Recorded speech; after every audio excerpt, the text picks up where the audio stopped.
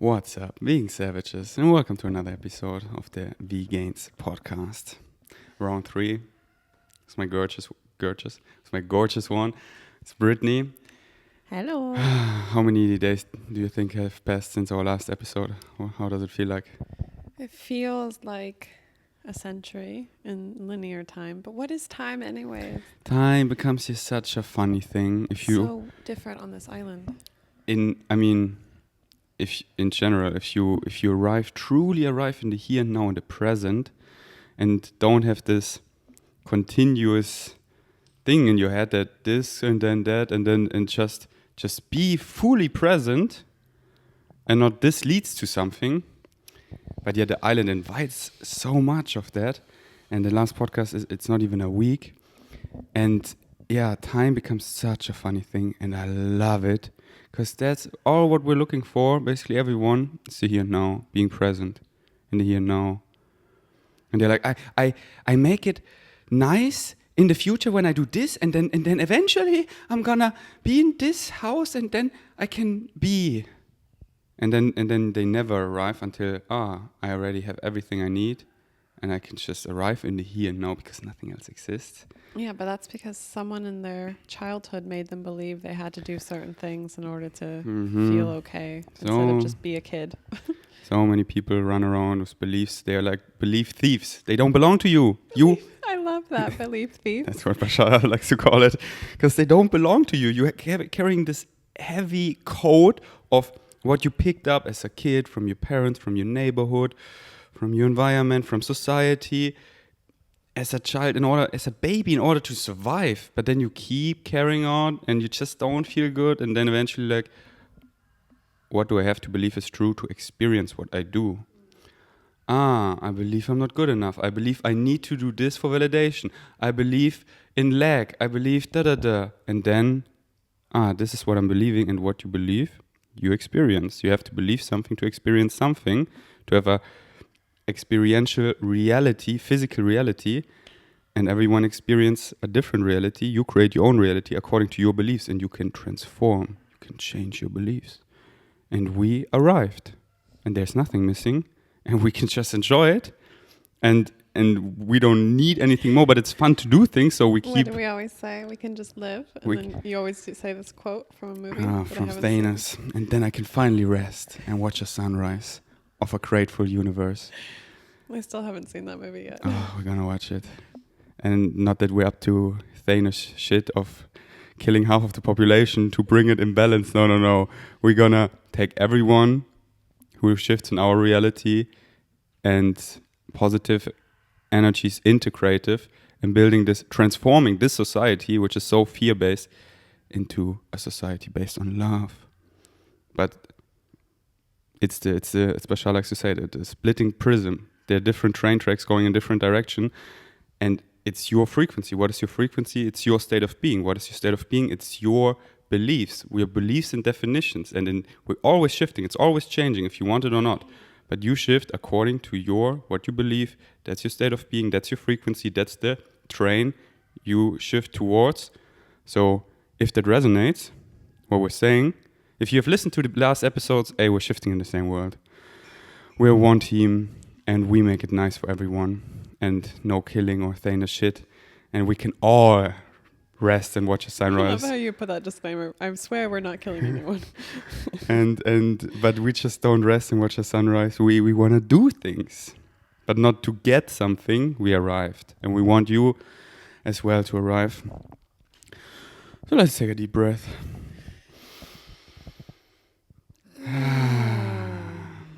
Usually Brittnee is the one doing that, but I learned so much from you. We're just... Thank you for doing that, baby. Thank you for being the greatest mirror out there. All right, I wrote some things down I want to talk about. That's how I do it in my German podcast. Just random things, or not random, synchronistically things I want to talk about. I write them down. I look at it, and often at my German podcast, I'm just reading the first question or voice memo or a sentence, and then I flow the entire podcast. I'm like, this list gets never done, but that's not the goal. Okay, the first thing you just said this morning, because the last episode we talked about a lot about being your authentic self. So listen to the last episode about that. But what if it's hard for you to be that. So this is something that I've been thinking about a lot lately, because for people like you and I, we had environments growing up where we were able to, like, it was a safe space for us to figure out who we were. Hold on if you need to. Just a little bit. I'm Sweating sweating really again. And I get really cold. So like we grew up in environments where we were allowed to have a safe space and figure out who we were, which is basically, what do we like? What do we don't like? What are we passionate about? But a lot of people grew up in environments where their parents were like, you need to do this thing, and this is who we want you to be, you know? And so as a little kid, you have this inner child. All of us have this inner child in us that wants to play. And there's certain things that make us really excited. But if you didn't have that environment growing up of figuring out what that is, then you just have this programming. It's like, I imagine it as like a computer program that just gets like overloaded on you, where it's like running this computer program in your life of like, I must do this, and this to get accepted and to get loved and to have friends. But that's not really who you are, you know? So even if you are on that vibration and on that program, you're attracting in people who are not even people that feel good for you. And so you just get more and more lost of like, who am I? Because you're going to attract in whatever you're putting out there. This is what Bashar always says. But what happens if you get to a point where you've woken up enough and you're like, okay, I want to live my most authentic life. I want to follow my highest excitement, but you've gone like so far away from that and so far away from your authentic vibration that it's such a big gap, and it can feel super overwhelming. And then especially if you're in a group of people who are being their authentic selves, it doesn't necessarily feel good in their bodies to hang out with you in that moment, because they can feel the vibrational difference. It's not that they want you to be like them, they want you to be like yourself, because when we're all being ourselves and being our inner children, then we can just play, you know. Everyone has different fun things they can add to the game, and like, you know, all the things we're building, and then you attract in the people that feel really good for you, and you attract in all the things that excite you. So what do you do if the gap is so big that you don't know how to get there? Then you take a deep breath.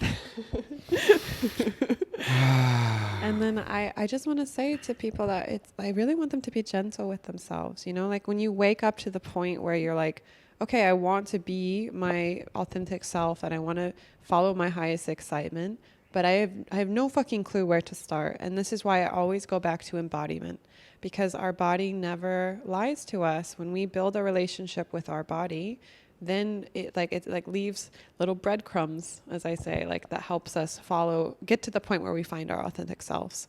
And so some tips that I like to share with people are to spend a lot of time by yourself. Like try spending a whole day by yourself, or you wake up in the morning and you're like, I'm just going to flow today with whatever feels good in my body and honor whatever is going on in my body. And then another thing, we were talking to Jenny about this other day, is to journal a lot. Like, I have journaled since I was 12 years old. So I've always had this relationship with myself. And I literally in my journal in the morning ask myself, like, Brittnee, what do you want to do today? So it's like I'm having a conversation with my inner child. And then I picture like this little inner kid inside of me. And yesterday I did this, like we, woke up, we were flowing. We have our mornings here where we like silent, we're in our spiritual, like coming back into the 3D reality. And I always journal and meditate. And yesterday I asked my inner child, like, what do you want to do today? And she was like, I want to play. Like, we've been doing so many fun building things. And my inner child was like, I really want to play. I want to go dance. So then after we came out of our silence, we both were like, okay, what do we want to do today? And I was like, I want to go to a static dance. And you were like, yes, let's go. And then it ended up being like the best static dance ever. Our whole crew was there. We like had the best time. It was so fun. And my inner child was so happy, you know? And if I had been like following whatever programming I was raised with, my programming that I was raised with was to be very productive and to like do a lot of things, and and also to protect myself, because where I grew up, I had so many people who loved me and wanted and chose me, but they didn't it didn't feel good to be around them. And so I would hide a lot. I would like spend a lot of time by myself and go into my own world. And sometimes that comes back, where that happens, where I get a little overwhelmed by like all the beautiful things we're building. And then I want to have a day where I'm like, I don't want to talk to anyone. I just want to read my book and meditate and hang out with my dog. And that's a mode that I can go into. And that's a resource sometimes.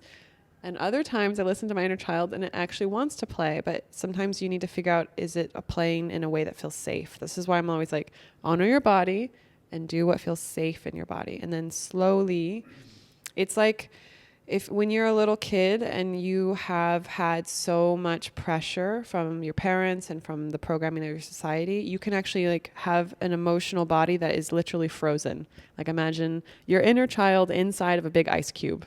And it's like screaming and no one can hear it. And you can't even hear it anymore. And that's like why a lot of times when I see people like this, I just want to go hug them. I'm like, babe, it's okay. Like, it's okay to be yourself. Like, it's safe, you know? And when you start honoring that and doing things that help you connect to your inner child and follow what your body wants, you start thawing out. Like that ice cube starts melting. And then you're able to hear your inner child. Like whenever I close my eyes, if I want to, I can connect to my inner child and she really speaks to me like a different person. And that might sound woo woo or whatever, but you know, we all have these different parts of our psyche that we can connect to. And I think it's really beautiful and it helps me to figure out what is my highest excitement, to follow what feels really good for me. And then also to be very productive in the world. So I'm kind of on this, like, I always say like, for me, I focus on the flow. So I follow what feels good for me, and then I focus on the next thing I need to do. You know, I don't need to have it all figured out.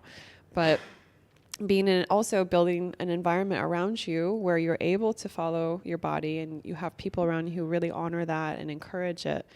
This is why I just keep saying, like, choose the people that get access to your energy. Our energy is so precious. And we are these like little balls of light, you know, shining in the world. And people who are so lost and are not awake and not embodied, they don't necessarily understand why we are different, but they can feel vibrationally that there's something there. And so they want to come and like latch onto us. And so you need to start protecting who is around you and who gets access to your energy. Wow. So beautifully said.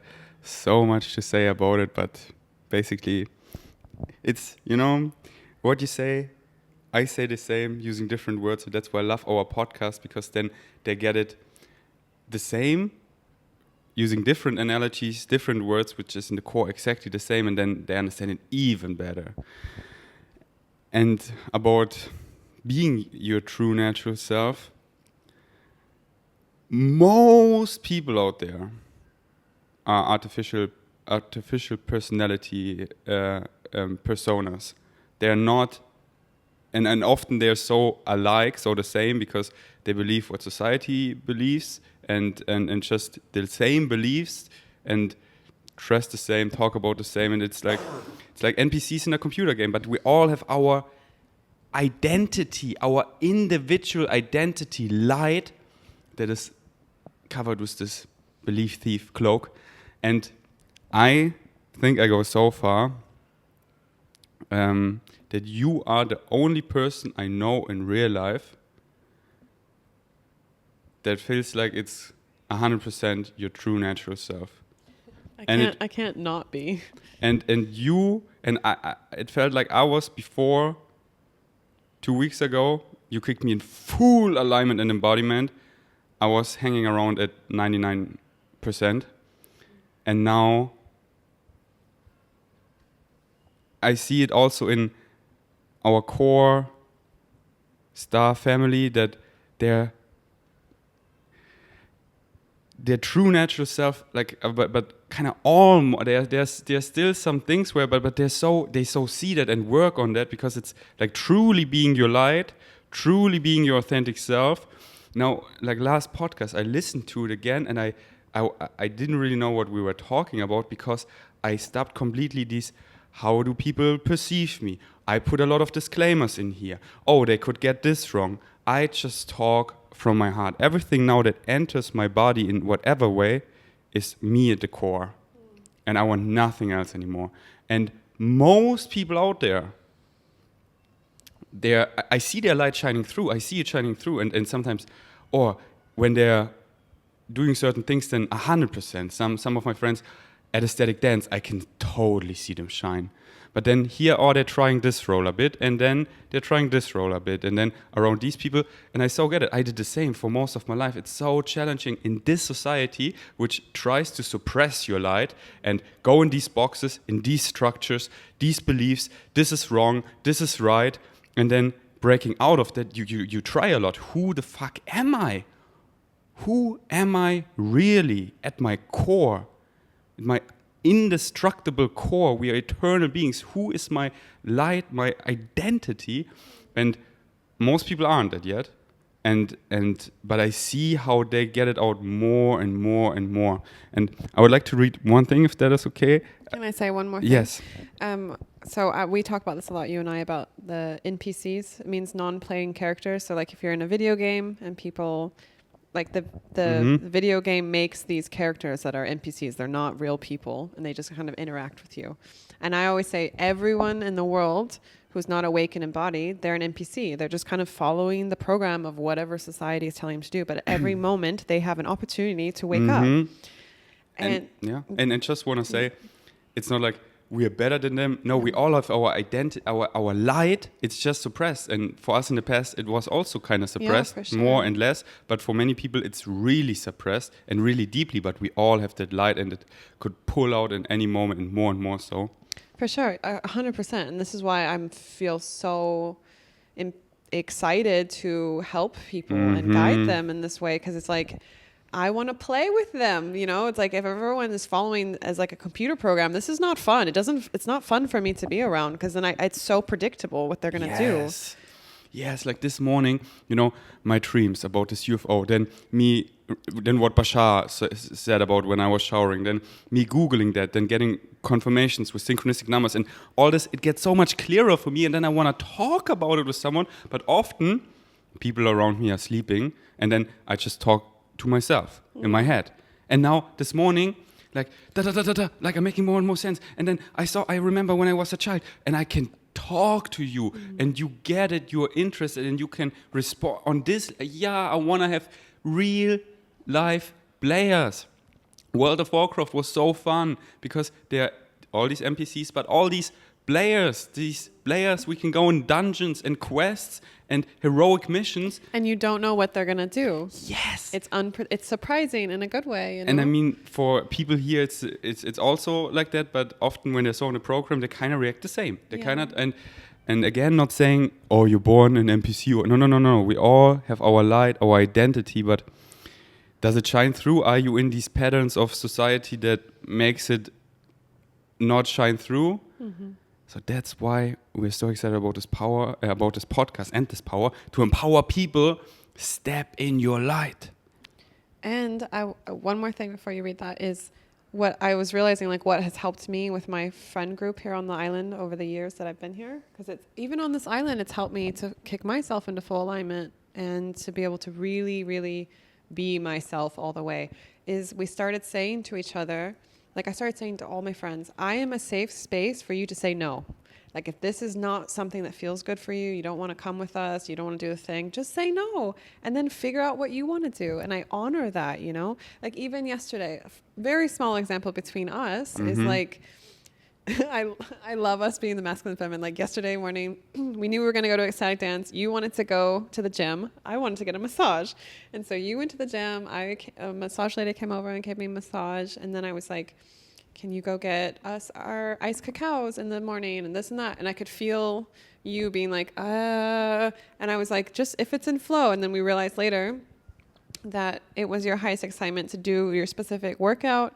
And I was like, I don't really care. Like, we can get the iced cacao later. Like, for me, it was like, just say no if you don't want to do it, you know? But even between us, where we're like so in sync all the time, and we realized it right away and we talked about it. And I just want to keep saying to everyone, like, find friends or be the friend in your friend group where you can go around to people and say, I want to be a safe space for you to say no, you know, and I will still love you and we'll still be connected. I'll be more connected to you when you say no, because I know that you're honoring what you need to for yourself.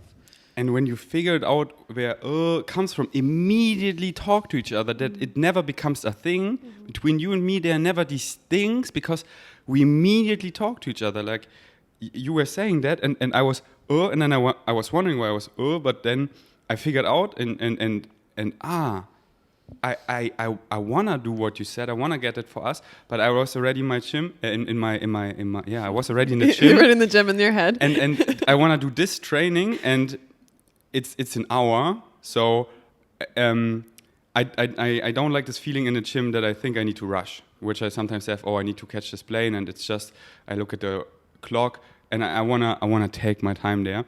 So I was like, I want to do that for you, but I don't want to rush my training. So I go to the gym first, and then if there's time, I do that. If not, it doesn't matter. And then there was perfect synchronistic timing that I went to the gym, I didn't rush, I got it. I got us the cacao and the coconut water and the bananas, and it was all in perfect flow.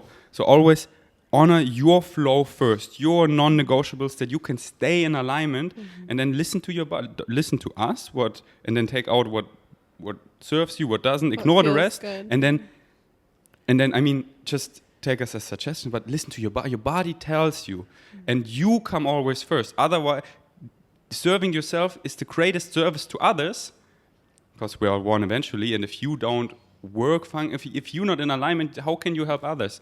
Yeah, and this is one thing when I was hosting a friend on mushrooms last week. Is he really loves his partner, and he was like, I love her, but I don't know how to do what's good for me and also what's good for her. And I said, how does your inner child feel right now? Like, what does your inner child need? And I was like, being a good masculine and a good, being your authentic self and showing up for your partner in the masculine or the feminine is honoring what your inner child needs first. And then by doing that, you automatically become your own divine feminine or divine masculine or whatever you want to call it.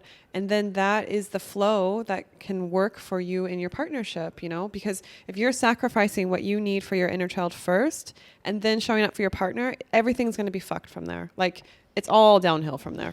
Yeah, you gotta find your true authentic self first and stay in that. I see so many people that are so cut off, so lost, and they spend time with other people who are so lost, and they're just thinking they can learn from each other, and they're just going down this downward spiral where they think it's your fault. No, it's your fault. It's all mirrors. We are all mirrors. That's why it was so important that we meet after we met ourselves. That now I don't try to become someone you like me. No, I'm me, you are you, we're two individuals, and now we can have this abundance and grow and expand and not fall apart, but we know who we are in the core, and now we can merge that. And we amplify each other. Yes. Instead of trying to be each other's connection to source energy, we have our own connection to our source energy and our inner children, and then we just not there's something missing you, but we are complete within ourselves. Yeah. And then it's just this abundance of I'm good on myself, you're good on yourself, but together it's more fun. It's big. Okay, what were you gonna read?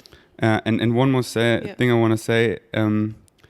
Again, in all we're saying zero value judgment or this is better, this is worse. If you came here, we don't know what other people chose to experience in this physical reality as a human.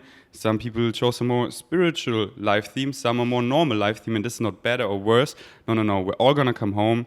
This physical reality dream is, we're all in spirit right now. Just a portion of us is dreaming that we are here, and this is just an experience, and we're all spirits. So whatever you do is spiritual because we're all spirits, and it's clear what we chose and in which reality we're shifting, and other people shift in other realities which are not listening, who think we're crazy, So there's no better, no worse. Why are you doing a disclaimer right now?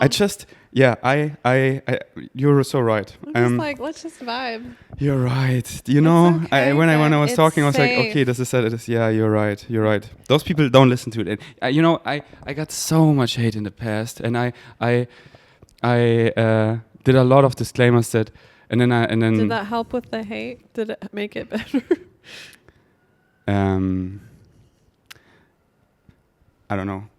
I don't know. Not. Let's just stop this. And that's how I learned, by doing. Like, I was talking, and then I'm giving a disclaimer for whom I doing this.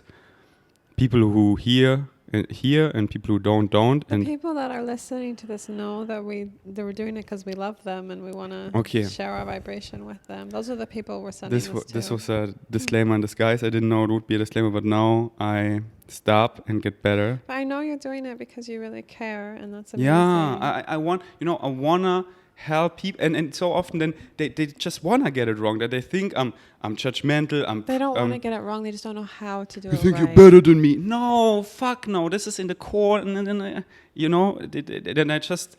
I find it interesting that you say they want to get it wrong. I don't know if I don't know if they necessarily want to get it wrong. It's just that they might be so far away from their authentic vibration that it's like they view the journey to get there as so painful that they'd rather you be wrong. Yeah. Okay, and this is okay. Yeah, you're gonna I want to read that because just to take all the pressure off of. I gotta find my authentic self now. What if I fuck it up? And there is no fucking up. This is from Bashar, of course. So I really like this about I'm afraid to fail. Mm-hmm. And then, what does failure mean? How can you fail at being yourself? That's all this is about. You can't be anything other than yourself. So how can you fail at being yourself? Because that's what acting on your passion means, being your true self. You can't fail at being your true self. Even if the outcome isn't what you expected, you still haven't failed because you still experience that as yourself. In a sense, failure is an illusion. There's no such thing. There are always learning experiences, if you want to define them in a more positive way, that can help guide you and refine your activities to make sure you are more dialed in that what you would really rather be doing. But you don't have to define it as a failure because that definition simply doesn't work for most people, and it isn't not even accurate in many ways. That at the end you're always yourself, and all these personas, it's still you doing that yourself, and there is no fucking that up. You cannot fuck it up. You cannot. That's what I just. You look at me like. Well, what I want to say to that is,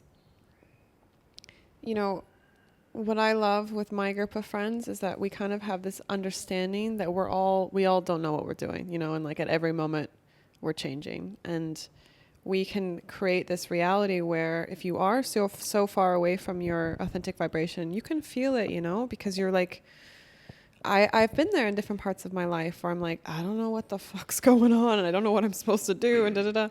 And then I would just tell my friends, like, hey, I'm in the middle of figuring this out, and like, I think the hardest part of all of this is this feeling of disconnection, because a lot of times we want to be connected to ourselves and we want to be connected to the people that we love. And if you can create a reality where you're connected all the way through, it can be a very pleasurable experience to find yourself. But most people are so programmed that they have to have it be really hard and really painful in order to find themselves.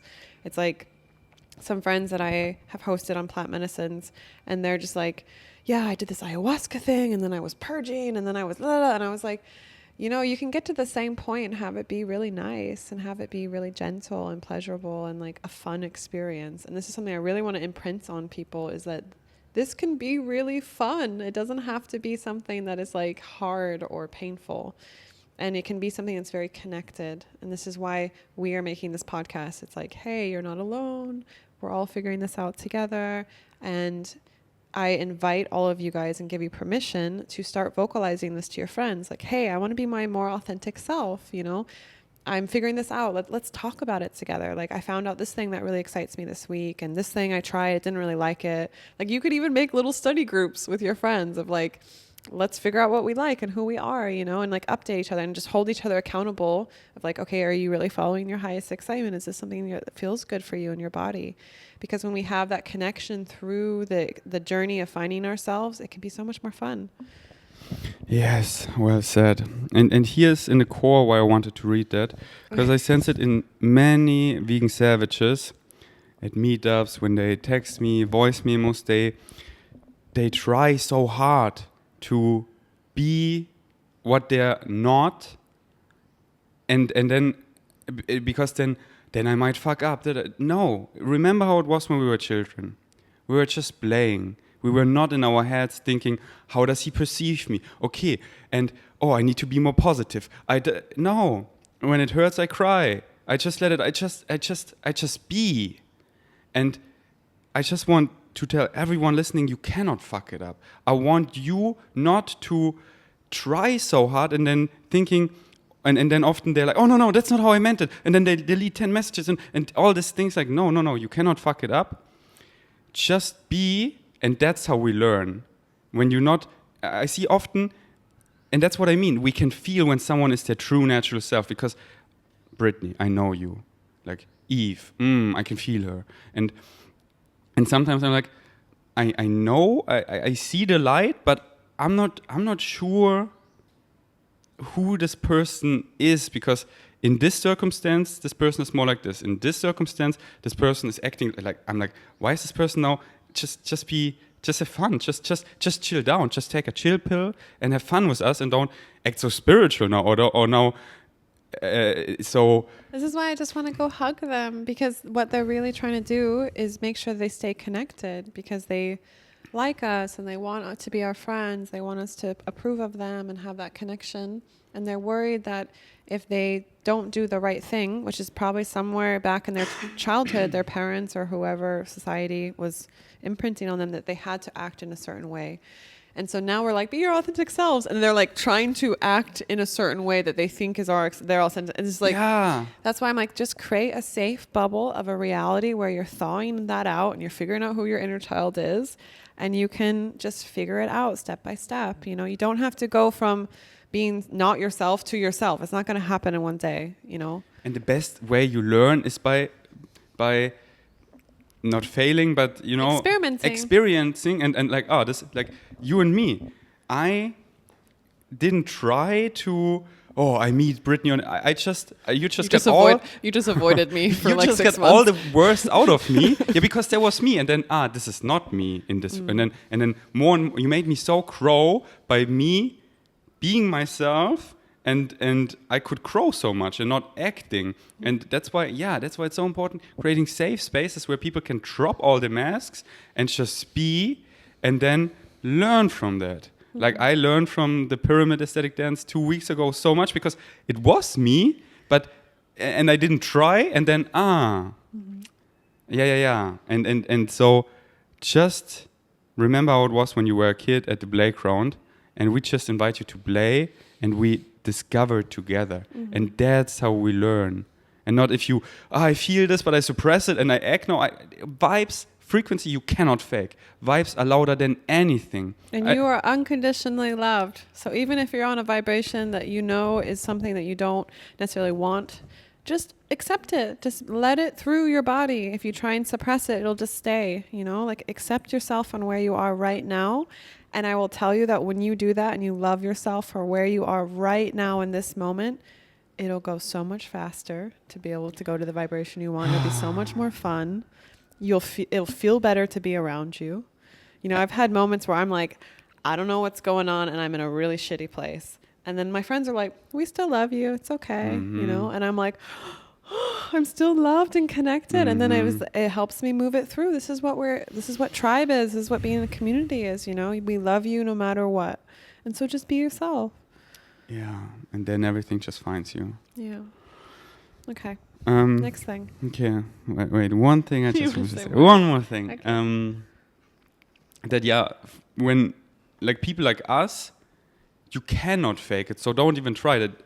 That vibes are louder than anything. When you're acting, and we can see through that. So just be.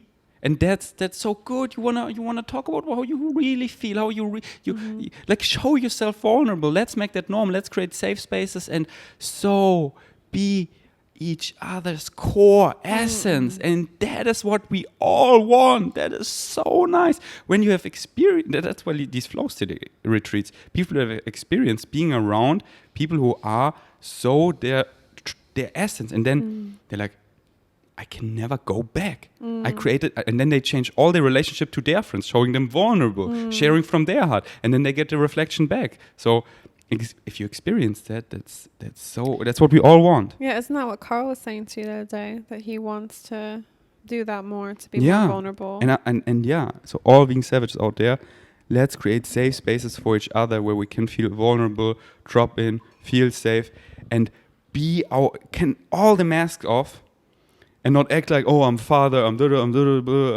no. Just be you, and that you don't need a shield around us, and we can drop that all and just be.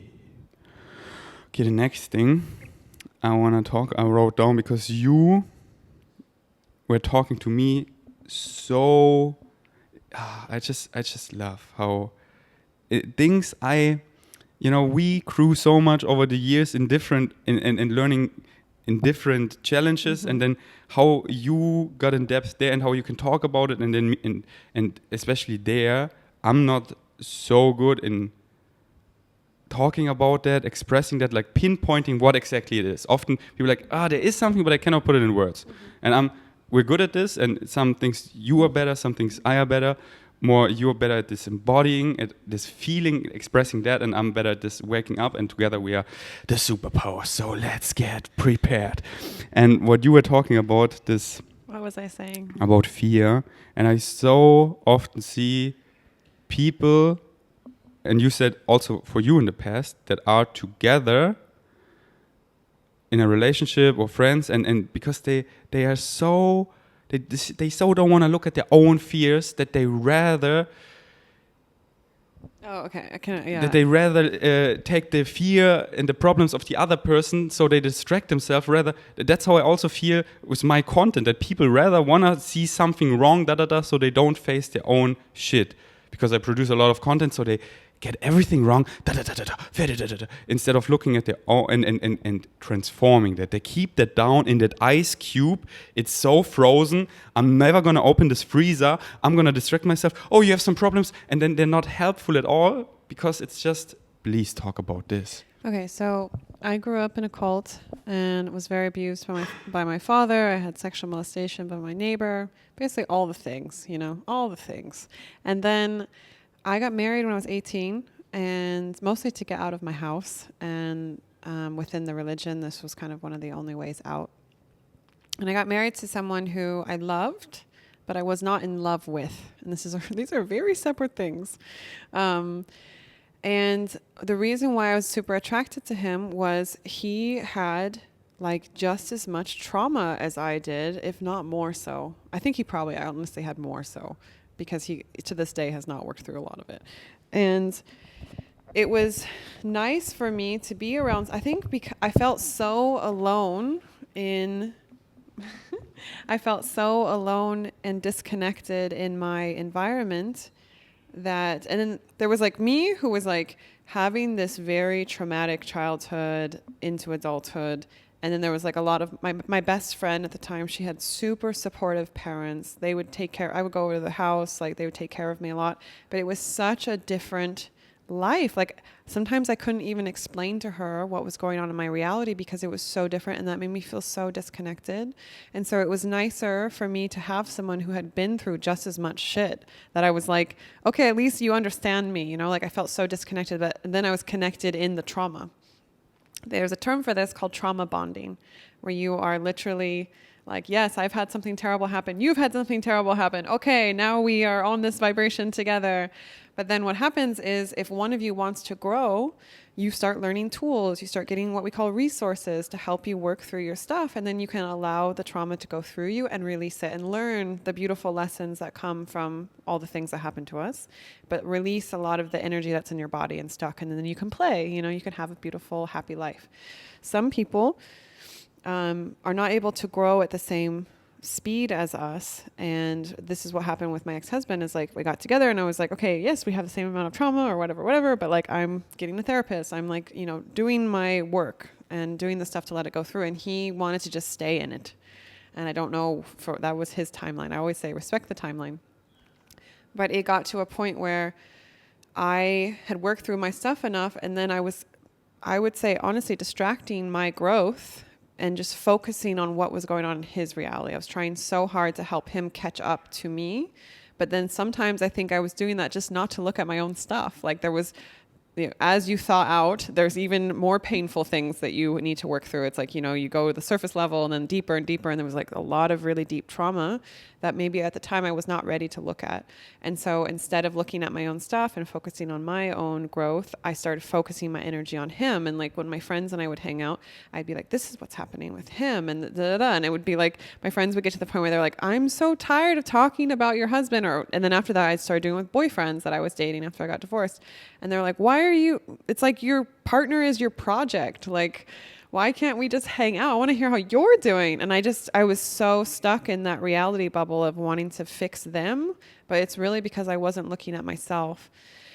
And part of that is also growing up in an environment where my parents made me feel like I had to help them. Even as a child, like my mom would ask me for advice on like really adult things, and it would be very overwhelming for me as a child. But I also, I wanted to help her. I didn't know what to do. And so there was this programming in my head that I had to help the people I loved in order to be worthy of receiving love. And so then I really looked into that, and I was like, no, I'm worthy of receiving love just for being me and for being a human, and because I'm amazing and I'm just a good person. And this is the standard that I have now. And so as I rose my standards of how I believed that I was able to receive love, then I attracted in those people that reflected that. And I no longer needed to have a partner that was my project. And I wasn't attracted to people who were talking about their problems all the time or getting lost in their own trauma. I was like, yeah, we have trauma, but let's like work through it. And like, if any of my friends are like, I'm having a bad day, or like, this is happening, I have this trauma, I'm like, amazing. Are you like, what is the lesson that you're learning, or what resources? So these are the kind of friends that I have now. It's not that everything is perfect. It's not about good vibes only. It's about growth mindset, about being like, yes, this happened to me. Okay, why did I choose this timeline? What do I need to learn here? And how can I stay connected with my chosen family and my core tribe while I'm working through this, and use that to amplify my growth and allow me to release the trauma and become a superpower, They say that our biggest heartaches are the biggest gifts that we can give the world. And I have a lot of gifts that I can give the world. Wow. Being savages. You see why I'm so in love with her? Wow. That's why I put your videos on falling asleep. Your voice, how you talk. It's I love that you listen to me falling asleep. That was so well put. What was the word? Trauma bonding? Yeah, that's an actual term in psychology. You can Google it. It's called trauma bonding. Like all you said, but I couldn't articulate it so well as you just did. I mean, it's not, I didn't make them, most of the stuff up is not coming from me. It's like from 10 years of studying psychology and going through therapy and like learning so much about trauma and how to release it. And in my past, I never had. You didn't need to. Yeah, and that's why I can so sense it in other people, but I'm not so good at relating and articulating it, but you're so good at this. And this was amazing what you just said. And I wanted to say a lot, but it's all in the void of mic drop. I mean, the thing for me is like I'm at a stage in my life where I have released most of my trauma. I mean, of course, it's still there. Some of it's in we were talking about something earlier this morning, just something I'm like, yes, intellectually, I agree with us moving this direction in our relationship, but I need to honor my body, and my body still has some trauma around this. And these are conversations I'm super happy to have with you. And I also really honor my body. At the flip side of that, like on my everyday reality nowadays, I am happy, bubbly. My core vibration is joy, and I'm so joyful. I'm such my inner kid. I'm like, we were talking about this last night. We were watching Monsters Inc. And I'm like, I'm the little girl in Monsters Inc. Just like, and you're like, yeah, everyone sees you as this big, powerful woman, but I know, and I'm like, I am both, and I love that I can be both, and I love that I can feel safe around you, to be my inner child, to play and to dance randomly around the house, and to be goofy together, and then also to be super powerful and get a lot of stuff done. Because this little kid I so see in you, but so many put you on a pedestal, and you help them so much, and then you be in this power where you help them, and then they don't see that, but you of course want to be that. And that's why I always keep reminding you, because I'm just so, yes, I am so positive, so excited. It's you cannot fake it. I'm just fucking blessed. to be alive, and all the things I went through just amplified my gratitude of just being alive when I almost died. And I always followed my excitement, and thus are so full of joy, and I always was so playful, and but I never want you that. That's why I keep you know, we're so on that level where we never hide something when you're not feeling so that we talk. I want to talk about that, yeah, and but I so see your little inner child, and it's so nice to get it out, and we just play. Because same for me, even though I'm so playful, many people still treat me as this and I'm like, no, let's just play, and not and then DMs afterwards. Hey, at Spike Ball, and then they analyzed everything, and I was like, hey, I thought we just played.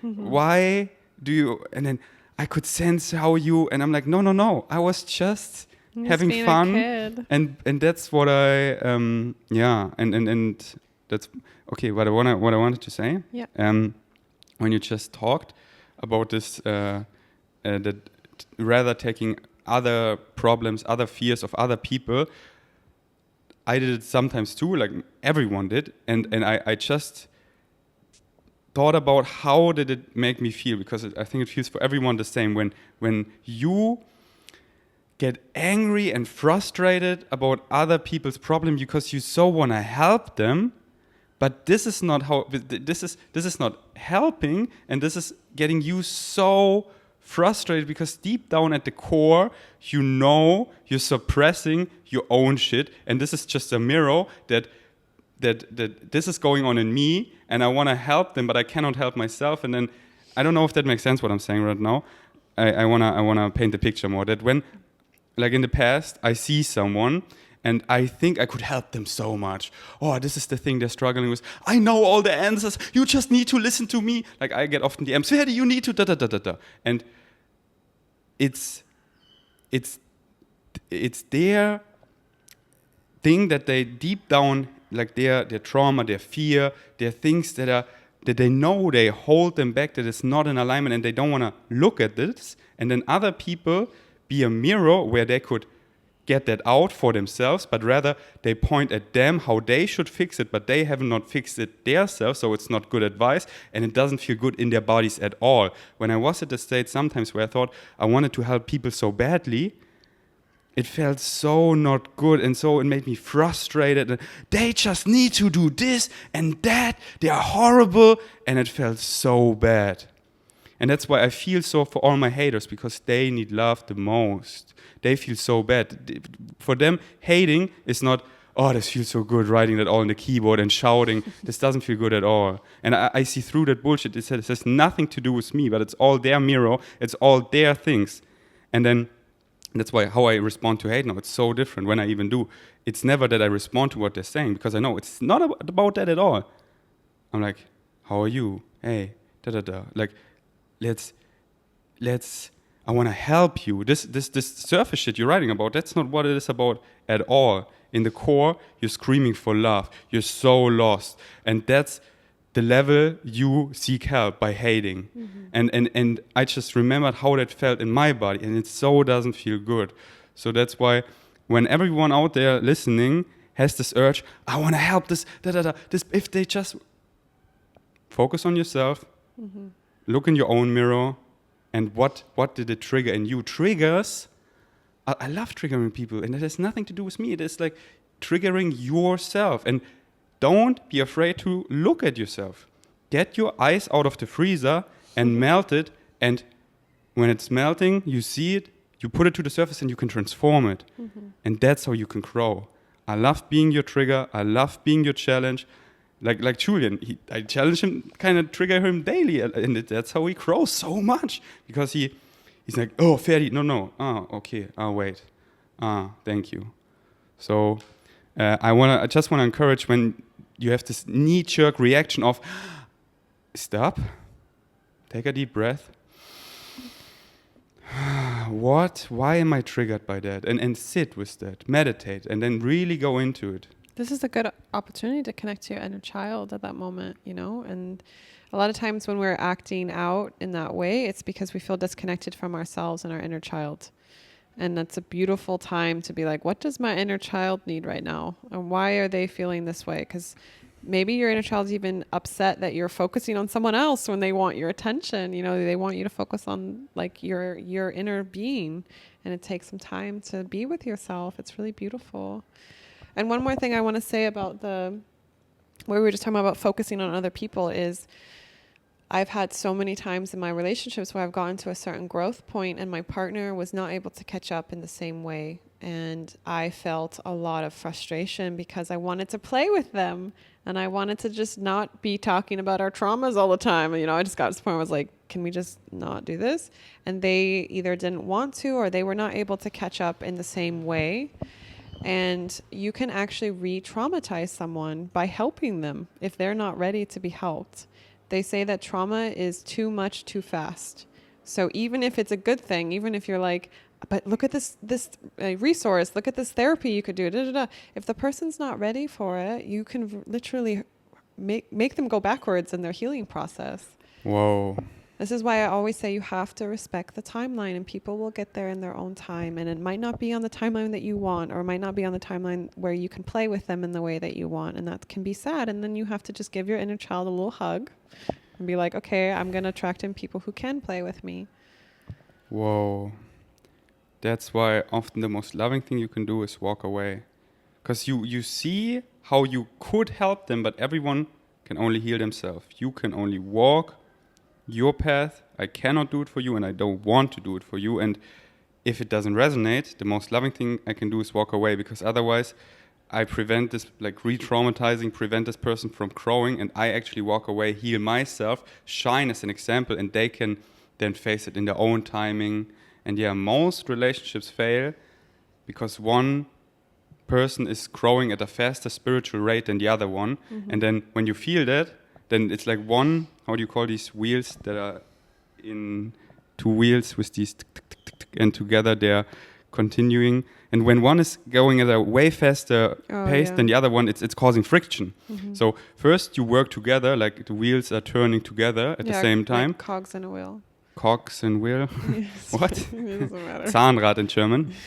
And when one goes all of a sudden way faster because they're, whoa, and then it's friction. Mm-hmm. So the most loving thing you can do is walk away and lead by example. They see your light. They see how you shine. And when you can do it, they can do it. And I always say, like, everything comes down to connection and disconnection. So, like, when you say the most loving thing you can do is walk away, a lot of people are going to hear, wow, that's like super disconnecting. You're like, someone needs help and you're like leaving them alone.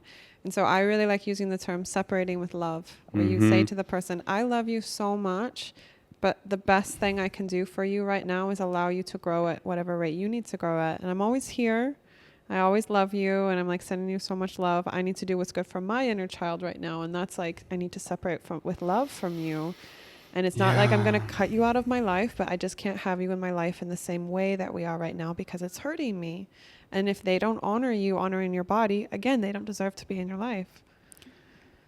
So nice. And I'm getting so good at this because I know here on the island so many vegan savages, and I'm so excited to do this and that and follow my flow. And then they're often, for them, it's this big deal because they see me for the first time real and want to tell me every in their story. But I'm just I just want to play. Yeah, and I want to do this thing now, and I also like to self-reflect in the sauna, or sometimes they are this, that, and then but from, as you just said, in a loving way, but then honor your body. Mm-hmm. All right, hey, this was great. Yeah, I have many more things on the list, but I think this was a great episode, and we can talk about more things. Yeah? I have a half an hour until I need to be somewhere else. Okay, we read. I think we answered that. I just want to read it. I love that we like organically answered the things that we were like, we have a list, and then we just flow into it. I think that was regarding our first podcast. So beautiful, Ferdi and Brittnee. Thank you for sharing this from your heart and experience. how would you approach this need for sharing love and being honest with a partner without making them feel like you're not enough? This is something that I've been going through in 2 separate relationships, and every time I want to open up, the possessiveness and fear of not being enough gets so strong. I'm confused by that question. Are they saying that they are becoming possessive or the other person? Possessiveness, fear. Yeah, that their fear of being not enough. Like I want to. I love you so much. I want to express it, but that's how I understand it. But their fear of rejection. Like when I express that and I get rejected, then. But yeah, this question seems like from a place you gotta find yourself first. Where when most people in the core belief comes down to, I'm a piece of shit. There's something missing. There's some hole I need to fill, and you gotta find it yourself first. That there's nothing missing. You are whole. Creation doesn't make meaningless mistakes. And then you can go in a relationship not because you're needy, you're greedy, you need to feel that hole, but because you want, because it's and then when you feel like, oh, I'm so afraid of rejection because it's like my self-worth depends on it. Work on yourself. That my self-worth depends not on any external factors. I'm born with the skin off my back. That's how I'm gonna die. There's everything I need in that. There's nothing missing. I'm the gold. Creation doesn't make meaningless mistakes. There's nothing in the here and now missing. All right, but I have something to say. Yes. So I went through this in a very, pretty much my last major relationship before you, where I was like, I know I love myself, but like, what does that mean in a relationship? Because I feel like when you love yourself at a certain level and then you go into a relationship and it's like, okay, it's really going to test that, right? It's like, then a lot of insecurities come up, a lot of all the things you haven't dealt with come up. And I remember dating this guy and just being like, every time I perceived disconnection or perceived that he wasn't, like I thought, oh wow, this means he doesn't love me or da-da-da. I just made this mantra within myself where I'm like, I choose myself. I love myself. So every single time I felt this insecurity come up, when I wanted to share love and I felt like it wasn't matched in the same way that I needed, I would just be like, no, Brittnee, I choose myself. And I would say it to myself under my breath sometimes, or I'd journal it over and over and over. So I see like reprogramming myself. Like, it doesn't matter what happens externally with my partner. I love myself. I'm my own home base, you know, so he can do whatever he needs to do, or whoever it is, she, whatever. But I'm good within myself.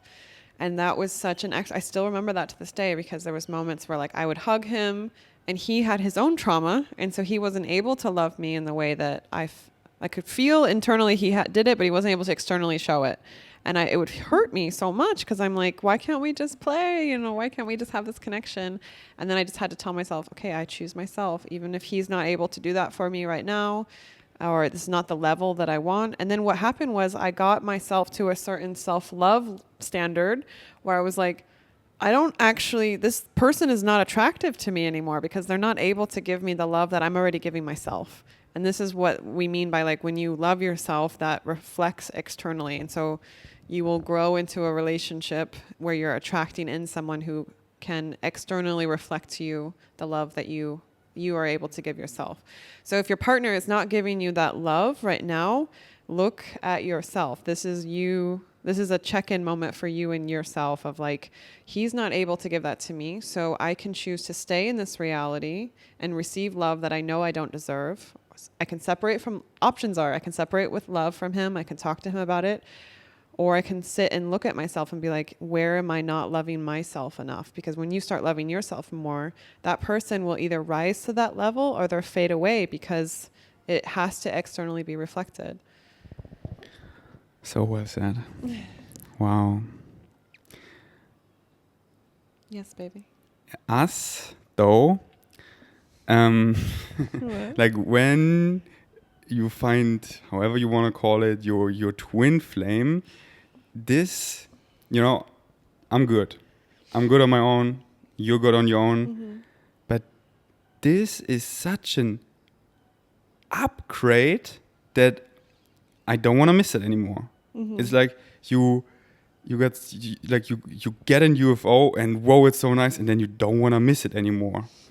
And it's a new standard. It's a new standard, exactly. And then I was at the beginning, my head still trying to protect me, but then when you can just sense it is 111% mutual, I can stop this head thing of protecting me because I know it's mutual and we both want that upgrade and it's the next step, and together it's just more fun. That's the most fun. That's why we split as kind of like one soul, one life theme to fulfill it together, because together it's more fun, and it's so our highest excitement that we cannot run away from each other. So, and we don't want to, because that's, and then you can just let that. I mean, if I don't want to think about that.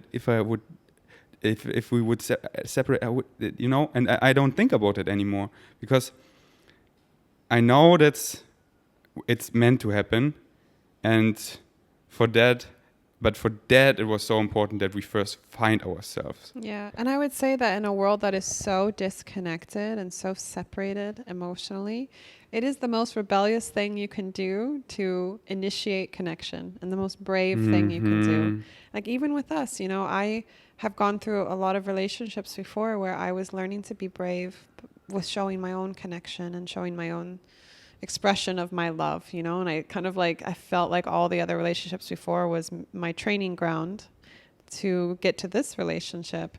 And even in the beginning of this relationship, I could feel that you loved me, and I also could feel that it was scary for you to show it. And so I just held that stable vibration of like, hey, I love you. I'm here. You can fuck around and be a fuck boy, but I'm here and I have my standards also. So you can rise to them or fade away and something better will come in.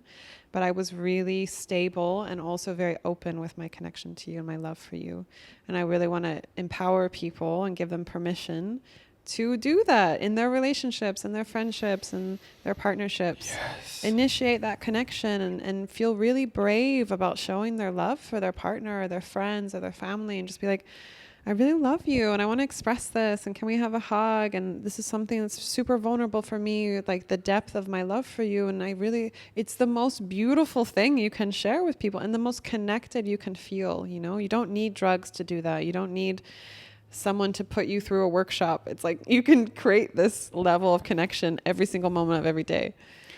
True heart-to-heart connections based on love is the biggest superpower. You want to have the most powerful weapon. It's that. But many people, they cannot do that because they don't know their true natural self. They're in fear, and then they have connections based on fear. Okay, you have a good status, I'm gonna be your friend, so I get something out of you, so I can rise, so I'm powerful. So it's based on fear. This is not connection. This is just backstabbing people, and often don't people do it with a bad intent, consciously, but subconsciously, it's all based on fucking fear, and this is just falling apart. But when it's based on love, like we had one person yesterday over at the evening, and he was like, you are I can come back to you. We sensed how it has felt for him, that he made this aha connection. I am loved. I have a home where I can drop in, where I can feel safe, where I can be myself, where I'm understood, that support me, that will always catch me. And having that feeling, he can go now in the world, do these big challenges and master them, if that is a word. Yeah. Nice. And I think that we are all wanting to have this home base feeling of like feeling dropped in. Like you always talk about like, it feels like Christmas when you take a nap next to me. And I'm like, I never celebrated Christmas, so I don't know what that means. But basically it's like we have arrived, we're home, everything's here. And we can, I want to give everyone permission. You can create this for yourself. You don't need counseling. You don't need, literally you can create this for yourself, and then you can create this for your friends and for your partner. And the first step in doing that is to say out loud to yourself in your journal or to your partner or whoever you want to do this with, is like, I want to be a home base for you. I'm here. I'm not going anywhere. We're doing this together. I always say to my friends, we rise up together. And you can create this reality. You don't need someone to do this for you. You don't need permission. I'm giving you permission, but you don't need it from me.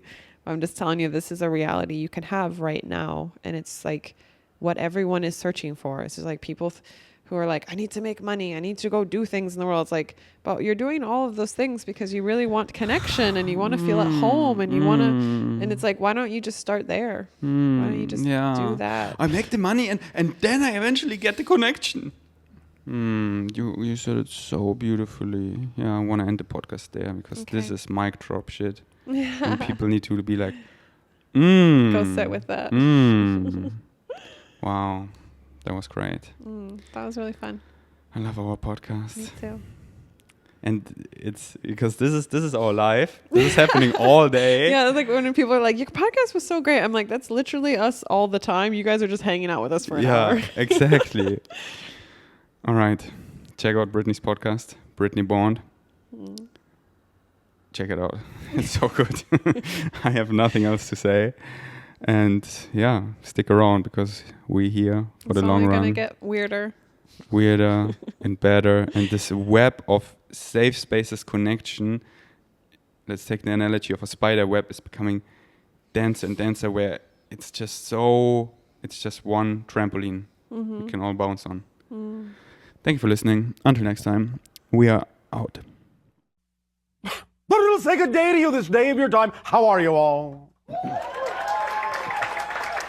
All right. All right, thank you. Thank you for the co-creation of this interaction. Thank you for the allowance of this transmission. It is always our pleasure to interact with each and every one of you and all of you together. And in deep appreciation, we will now begin this transmission with what we have titled The Formula.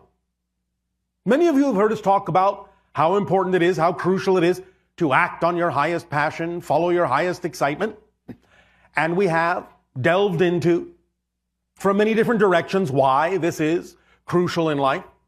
Because excitement is the vibration, your physical translation of the vibration of your true self, your true frequency. It is also your physical body's translation of communication from the higher mind. That's how it translates. When the higher mind is communicating with you, it translates as that sensation you call excitement, creativity, love, passion, joy. But the idea is that we have perceived that sometimes there can be some misunderstandings, a little bit of lack of clarity about the specifics of following the formula, the three-part formula that we have often delivered. The three-part formula being that you act on your highest passion every moment that you can, to the best of your ability, taking it as far as you can until you can take it no further, with absolutely zero insistence or assumption as to what the outcome ought to be, how you need to get where you're going, or any such specific idea being held on to. This three-part formula, as we have said, will activate the kit of excitement, the complete kit that contains all the tools necessary.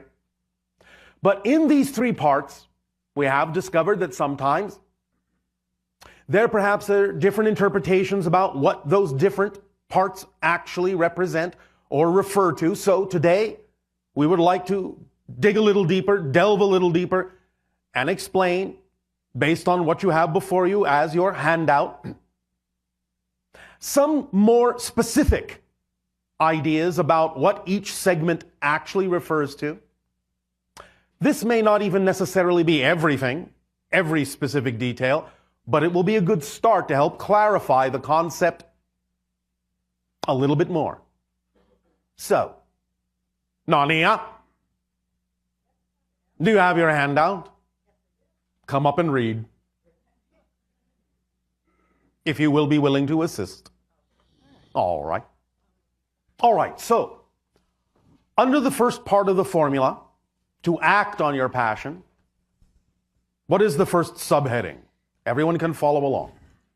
You're talking about number 1, right? Yes. Okay. Take action on the opportunity that contains the highest excitement. Yes, that's the principle itself. What is the first subheading? The highest excitement doesn't have to come in the form of a project or a career. Yes. This is very important to understand because very often people will say, well, I don't know what my excitement is. And often they are thinking that it has to come in a specific recognizable form, some kind of a life-spanning career or long-term project, or come with trumpets blowing. No. When we talk about the idea of acting on your excitement, your highest excitement, we mean it can be as simple as every moment of every day you have a number of options available to you that you are able to take some action on. Very basic, very simple. It can be reading a book, having lunch with a friend, talking to someone, taking a walk on the beach.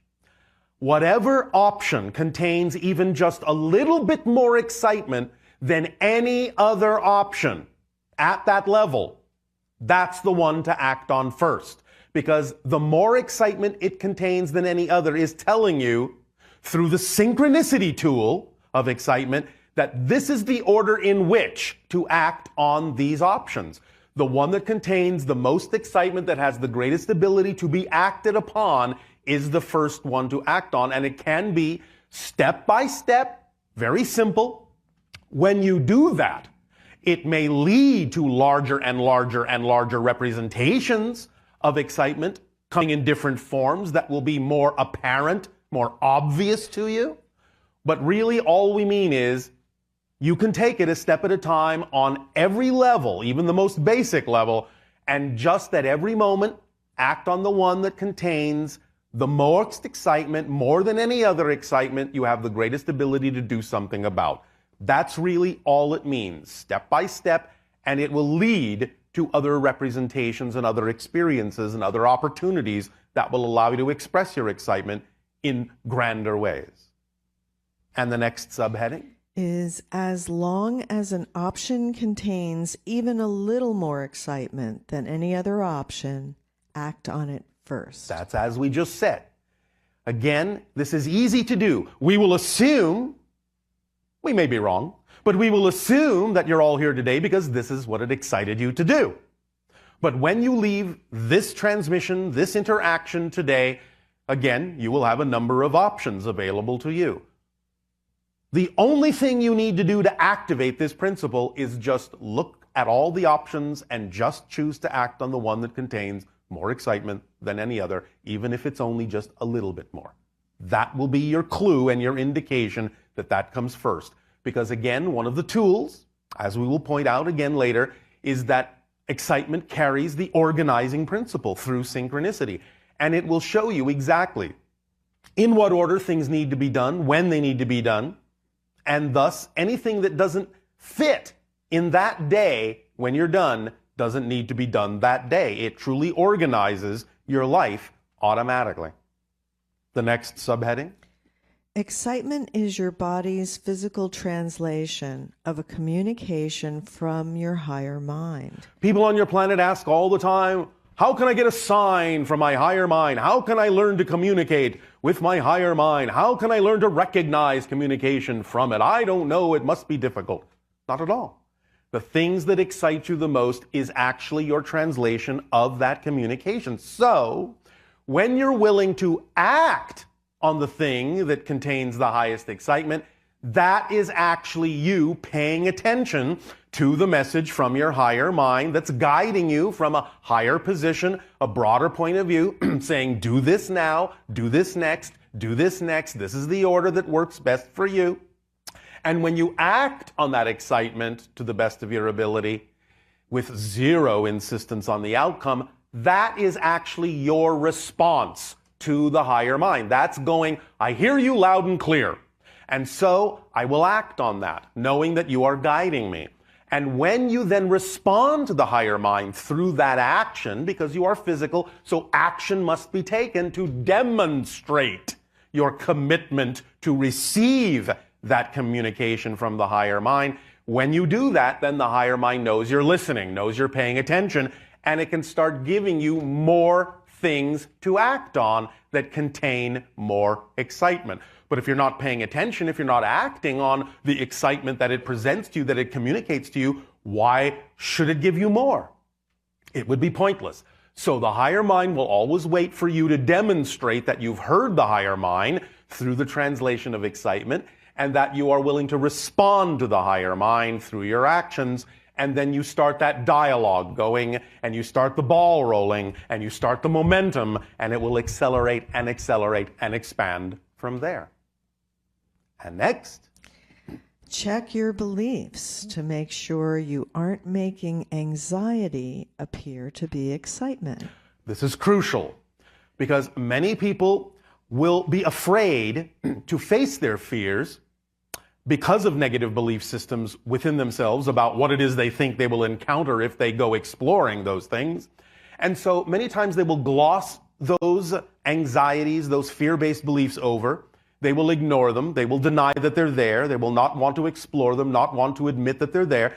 And so even though they may actually be feeling anxious, they may attempt to avoid looking at it or investigating it by making it appear or labeling it as my excitement.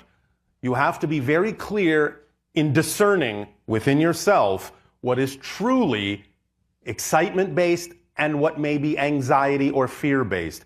This is absolutely crucial, as is its reciprocal, which is check your beliefs to make sure you aren't making excitement appear to be anxiety through fear-based definitions. Yes.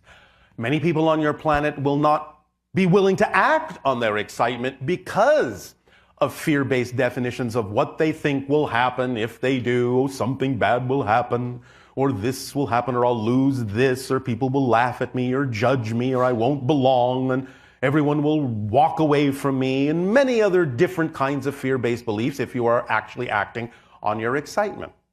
But the idea then is to, again, in the reverse, make sure that you are not dampening down your excitement, the things that could actually be what will give you the best possible life, just because you have a definition that isn't actually a definition of excitement. This is the irony. This is the paradox, as many people say, well, yes, I would love to act on my highest excitement, but if I do, I'm afraid that something bad will happen. That's not a definition of excitement. It's a different definition. You have to understand that in the purest form, excitement, by definition, cannot contain anything that would actually create a negative experience. So if you're making an association of a negative potential experience to the idea of excitement, then the definition you have created is actually not a real definition of excitement. It's a different kind of definition based on that fear-based belief. So be clear within yourself that you are not damping down your excitement by having an erroneous definition of it, by attaching negative definitions to it that don't belong there. Does this make sense to you? I'm sorry? Yes. Thank you. And so, the next principle. All right, the next, number 2, Yes. is act on that excitement to the best of your ability. All right, now, as you can see in this diagram, there is a lot of clarification in this particular section, because there are many different interpretations on your planet from different people about what acting on it to the best of your ability actually means. What is the first subheading? Well, the first subheading is use all your skills, talents, imagination, and abilities in taking action. Yes. Basically, this translates to the idea that if you actually are passionate about something, really, truly, you will use everything you've got. You will stop at nothing to allow yourself to express, to act on, to mimic, to mock up, to model, to mirror. Every skill will be brought to the forefront. Every ability that you have will be sought out and utilized and applied in your life to match the frequency of the passion you say that you are passionate about.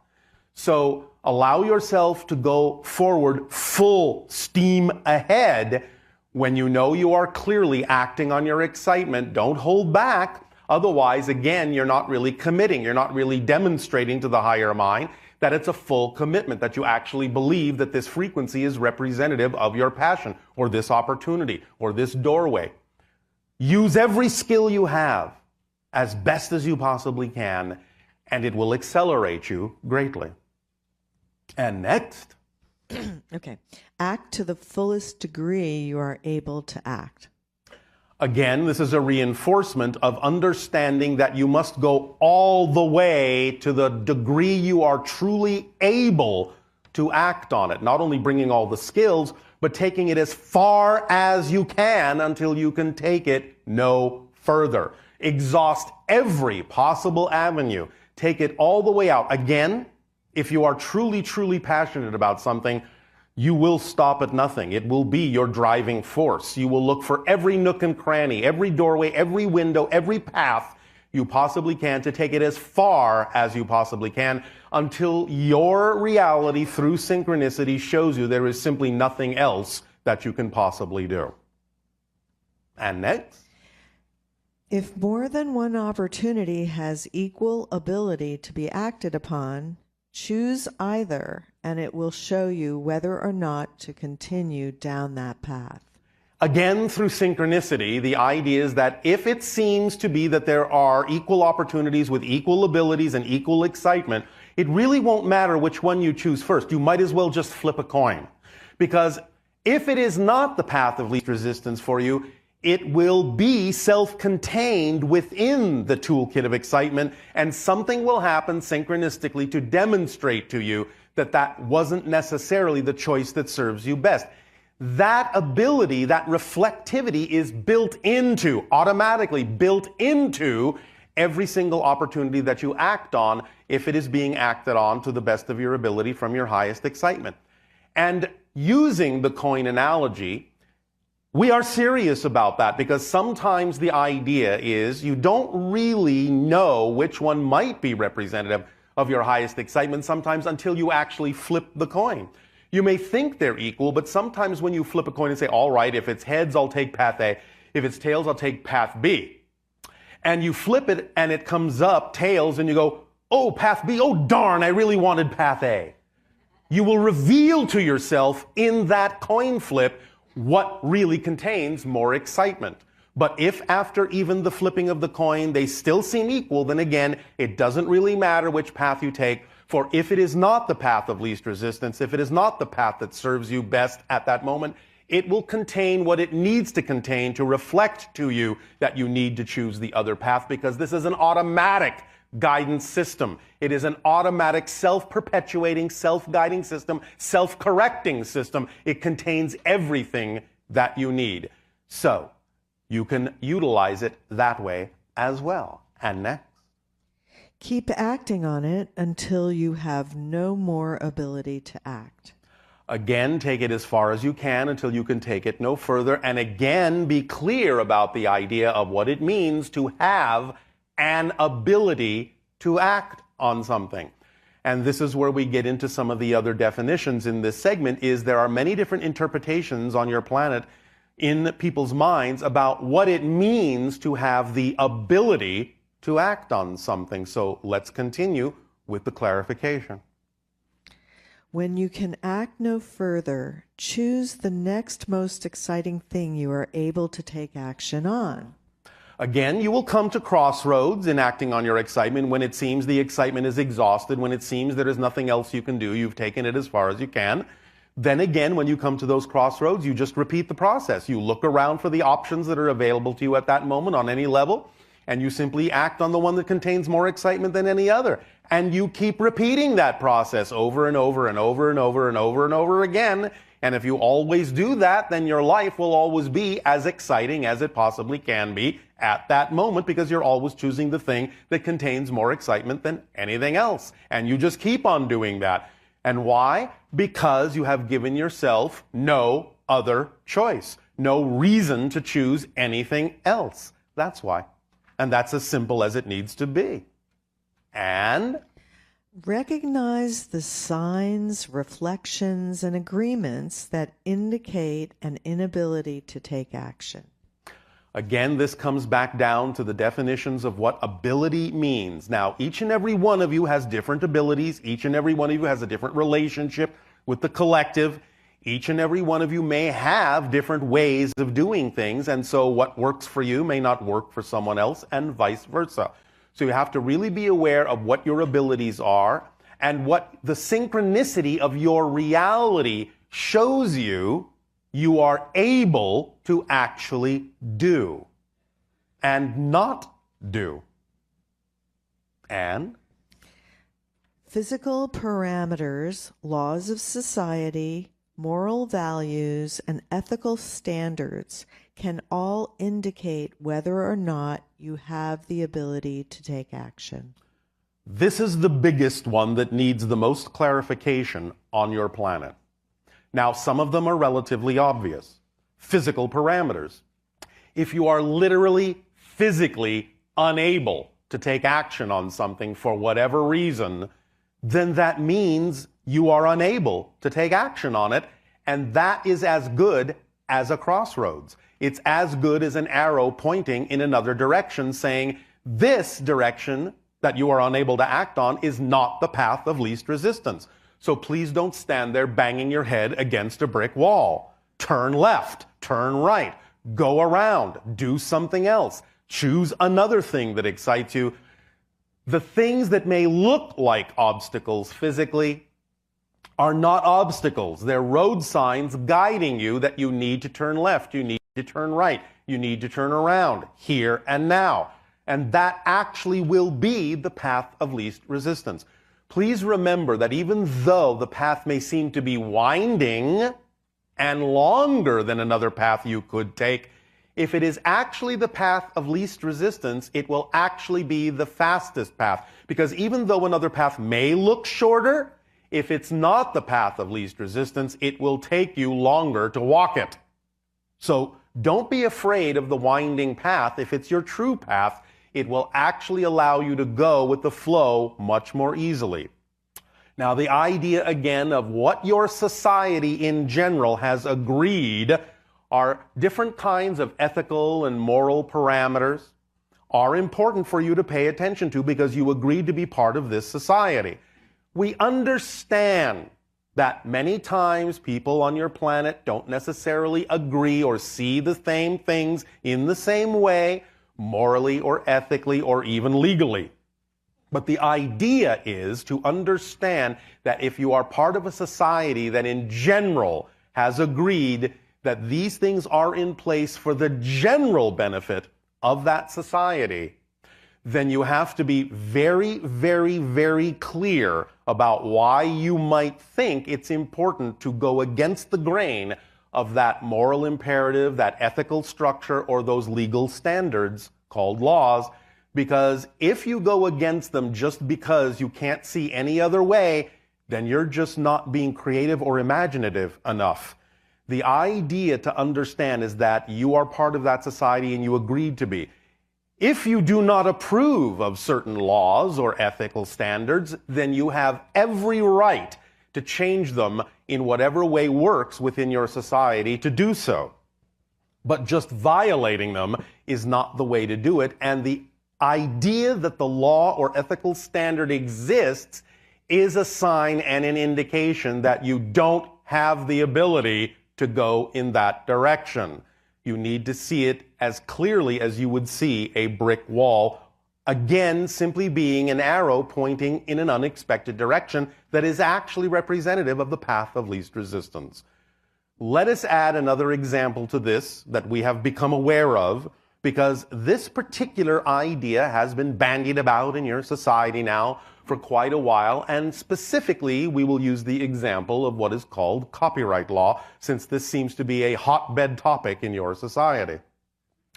The idea that we have talked about that you call pirating material that doesn't belong to you is a perfect illustration of what we are saying here.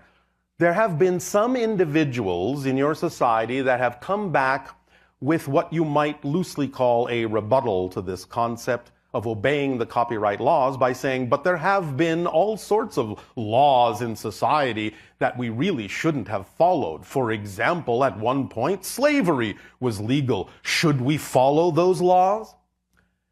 This is really not a correct argument and is really very surface-oriented and actually misses the point. The difference between that scenario and what you are calling the copyright laws is not apples and oranges, it is apples and broccoli. It is two completely different concepts. The idea, first and foremost, and the basic understanding here is that, yes, we understand that there can be what you would call unjust laws in your society, and that there may be people who resist those and go against them and fight to change them in a variety of ways. And sometimes civil disobedience is one of those ways that you have available to you. But the real misunderstanding in that so-called argument, which is not really an argument at all, is the difference between the two ideas. Because what you would call slavery is designed to take people's rights away. Copyright law is designed to protect people's rights. That's the difference. And so such an argument simply means the person hasn't really thought it through. It is just what you would call a knee-jerk reaction to something they want to do, and they're simply creating an excuse in their minds or a reason to break laws that actually benefit your society and are actually just laws. So be very, very clear about the idea when you bring up arguments like that and reasons like that within your own mind as to whether they actually are relevant or not, or whether you're actually missing the point on a very basic level. And the next principle. Okay, so now we're actually on principle number 3 of the formula, which is act on that excitement with absolutely zero insistence or assumption with respect to a specific outcome. And the first sub-principle is? Understand that insistence on a specific outcome, manifestation, or path may actually prevent a better manifestation than you imagined.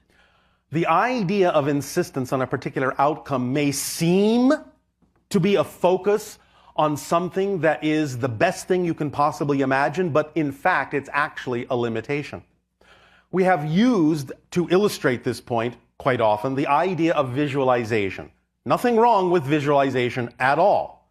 Absolutely, it's a tool and a technique that you can use to imagine, to envision an ideal reality that you would absolutely love to experience, that you're excited about experiencing. Nothing wrong with that at all. Nothing contrary to your true vibration. But here's the rub, here's the difference, as you say. When you imagine, when you picture, when you visualize that so-called ideal outcome, that ideal reality, and you see yourself in that picture, in that visualization, you get excited about what you're seeing, don't you? Hello? Yes. All right. That's why you're visualizing it. You're pumping up your vibration. You're pumping up your excitement. You're getting excited about the idea, the possibility that this could actually manifest. And oh boy, wouldn't that be wonderful? Wouldn't that be just delicious? Wouldn't that be the best possible thing that could happen in my life? Well, maybe not. The idea is that maybe something even better than you were capable of imagining could happen. So if you insist on the picture that your physical mind created, how do you know you're not limiting yourself from something even better? Your higher mind may know of something even grander than your physical mind is capable of imagining, because your physical mind is not designed to know how something actually needs to happen. Your physical mind is only designed to know what's happening, to experience what's going on right now, what manifests right now. Only your higher mind knows what the true path is for you and tells you this, informs the physical mind through excitement so that the physical mind can know it too. But the physical mind doesn't have the capacity, it's not designed to know how exactly something really needs to unfold. But the higher mind knows this. So when you amp yourself up, when you get yourself really excited by having that particular visualization that your physical mind was capable of conjuring, and you feel at the peak of excitement, drop the picture utterly. Zero insistence, zero assumption that it has to look like that, has to happen that way, you have to get there that way, or that anything specific about it really needs to come to fruition. Drop it utterly, but keep the vibration, the state of being of excitement. then you are the driving engine itself, that you have now made room for the manifestation that the higher mind can bring to you that is actually representative of that state of excitement, which may be far grander than your physical mind was capable of visualizing. So when you understand that insistence on a particular outcome is actually a limitation, you will drop it, as you say, like a hot potato. Or perhaps some of you will drop it like a hot potato. And the next. The thing itself that excites you may not need to come to fruition. It may only excite you to get you to take action in order to create the state of being in which that thing actually needs to manifest. So again, yes, the idea is that when you drop the insistence, when you drop the assumption in that context, you will start to realize that sometimes things will excite you, but not for the reason you think.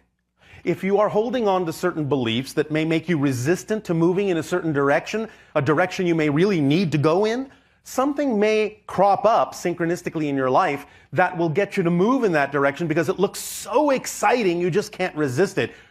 But never assume that the thing that excites you and gets you to move is the thing that actually has to manifest, because its job may only be to get you off your butt.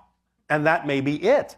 And once you are moving, and once you are acting on your excitement, and once you're in that state of being, then the thing that really needs to be acted on and may really need to manifest can crop up as an opportunity and a circumstance before you. But never assume that what crops up actually has to be it. It may only be the thing that ignited you to start moving so you would have the momentum to take advantage of what really needs to manifest in your life. Okay, well, acting on this three-part formula with integrity aligns you with the complete toolkit of excitement that... When we say it's complete, we mean it's complete. If you need a refresher course on what that word means, please consult your local dictionary. Complete means it leaves nothing relevant out. That's the final piece of the toolkit. But first and foremost, and again, please remember, the toolkit is automatic, self-guiding, self-perpetuating. It works flawlessly all the time. And it becomes, when you activate this three-part formula of acting on your highest excitement every moment that you can to the best that you are able, with zero insistence on the outcome or how you get there, the methodology or anything like that, then you activate the kit to work for you in a positive way, and the kit becomes the driving engine. That's the first tool that moves you through life, accelerates you. It becomes the organizing principle in your life. Again, as we mentioned, through synchronicity, showing you exactly what needs to be done in what order and when. And whatever doesn't get done by the end of the day when you are excited about being tired and going to sleep, which is also an excitement, then it didn't need to be done that day. Because again, it's the organizing principle and it knows exactly how to fill your day perfectly. And again, please remember that when we talk about acting on your excitement, we don't mean, as we have said very often, that you have to be jumping up and down with your hair on fire. Excitement can be a sense of balanced peace. It can be a very relaxed meditative state expressing your excitement. You don't have to be running around the room, bouncing off the walls to say, I'm excited. Look at me, I'm excited. And so, not only is it the driving engine and the organizing principle, but it is also the path of least resistance. It is also that which connects you to all other expressions of excitement. Even if on the surface they look unconnected, it's the excitement that tells you that they are. It is also what gives you support in life, in all the ways you need it, in all the forms it needs to come. Whatever form of abundance that may be will be the form that needs to be there. So again, drop the insistence on what form in which abundance may need to come. Because again, you don't know what form actually may serve you best. If it's money, which we understand you have on your planet, then that's the form it'll come in. But if that's not the path of least resistance, another form of abundance may need to crop up, such as simply being gifted something. That's a form of abundance. But you must trust the synchronicity and the way your life unfolds in order to be open to all forms of abundance and not be insistent that it must come in a certain form, which again, paradoxically, closes the doors to which all other forms of abundance may actually reach you through. It also contains the reflective mirror, this kit, that reveals to you, as you're acting on your excitement, as you're moving forward, it reveals to you, in no uncertain terms, by bringing them up to your attention, anything that may be in your subconscious or unconscious mind that is out of alignment with your true vibration. Any negative fear-based beliefs that are out of alignment, it will bring them to your attention. So when you're acting on your excitement and suddenly one of these fear-based beliefs comes up, don't label that as something having gone wrong. That's exactly what needs to happen, because you need to be aware of these things. You need to identify these negative beliefs consciously in order to see that they don't belong to you, in order to see that they make no sense, in order to see that that's not what you prefer, in order to consciously realize that's not what you prefer to choose. And once you let that go, then you will add its energy to your excitement and you will continue to expand from there. And once again, this being a complete kit, it leaves absolutely nothing relevant out of your life. That's what we mean by complete. It will contain everything you need in perfect place, in perfect timing. You will find yourself synchronistically where you need to be, when you need to be there, with whom you need to be, doing what you need to be doing. All these things are automatic, and if you're willing to go with the flow, you will start experiencing this synchronicity in that way more and more and more and more. Life will become more ecstatic. It will become more effortless. It will become more joyful. It will become more creative. It will become more loving. It will become more aware of who and what you are. Know thyself. This all boils down to that. Know thyself.